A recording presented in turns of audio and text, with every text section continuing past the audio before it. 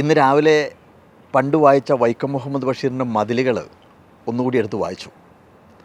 ഈ നാരായണിയായിട്ടുള്ള പ്രണയത്തിൻ്റെ ആലസ്യത്തിൽ സന്തോഷത്തോടെ ഇങ്ങനെ ജയിലിൽ കഴിയുന്ന ബഷീറിനോട് ജയിലർ അപ്രതീക്ഷിതമായിട്ട് വന്ന് പറയുന്നുണ്ട്, you can go mister Basheer, you are free now എന്ന്.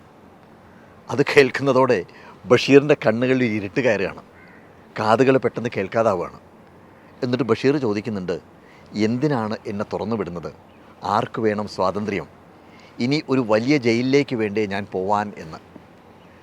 ജയിലിനകത്ത് പരസ്പരം കാണുന്നില്ലെങ്കിലും എല്ലാം മിണ്ടാനും പറയാനും ഒരു നാരായണിയെങ്കിലും ഉണ്ടായിരുന്നു. ഇനി പുറത്തു പോയി കഴിഞ്ഞാൽ ഏകാന്തതയാണ്. അവനവൻ്റെ ഉള്ളിലെ സന്തോഷങ്ങളും സംഘർഷങ്ങളും ഒക്കെ ഷെയർ ചെയ്യാൻ ഒരാൾ ഇല്ലാതിരിക്കുന്നതാണ് ലോകത്തിലെ ഏറ്റവും വലിയ ശിക്ഷ. ഈ കുറ്റവാളികൾക്ക് ഏകാന്ത തടവ് വിധിക്കുമ്പോൾ അത് വലിയ ശിക്ഷയായിട്ട് മാറുന്നത് ഭക്ഷണത്തിൻ്റെ കുറവുകൊണ്ടോ മറ്റ് സൗകര്യങ്ങൾക്കുള്ള കുറവുകൊണ്ടോ ഒന്നുമല്ല. ആരോടും ഒന്നും പങ്കുവെക്കാനാവാതെ കാലങ്ങളോളം ഒറ്റയ്ക്ക് കഴിയേണ്ട ആ ഒരു അവസ്ഥയുണ്ടല്ലോ, ആ അവസ്ഥ കൊണ്ടാണ്.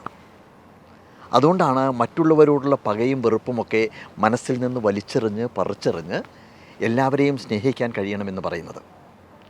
27 വർഷത്തെ ജയിൽവാസത്തിന് ശേഷം പുറത്തേക്ക് വരുമ്പോൾ നെൽസൺ മണ്ടേല തന്നോട് തന്നെ പറഞ്ഞത് എന്താണെന്നറിയോ? എന്നിലുള്ള പകയും വെറുപ്പും ഈ ജയിലറയ്ക്കുള്ളിൽ തന്നെ ഉപേക്ഷിച്ചില്ല എന്നുണ്ടെങ്കിൽ ഞാൻ ജയിലിൽ നിന്ന് പുറത്തിറങ്ങിക്കഴിഞ്ഞാലും തടവറയിൽ തന്നെ ആയിരിക്കും എന്ന്. എപ്പോഴും ഓർക്കാൻ വേണ്ടി പറയുകയാണേ, മറ്റുള്ളവരോടോ അല്ലെങ്കിൽ നമ്മളോട് തന്നെയോ ഉള്ളിൽ പകയും വെറുപ്പുമൊക്കെ ഏറുന്ന സമയത്ത് നമ്മൾ ജയിലിലടയ്ക്കുന്നത് നമ്മളെ തന്നെയാണ്.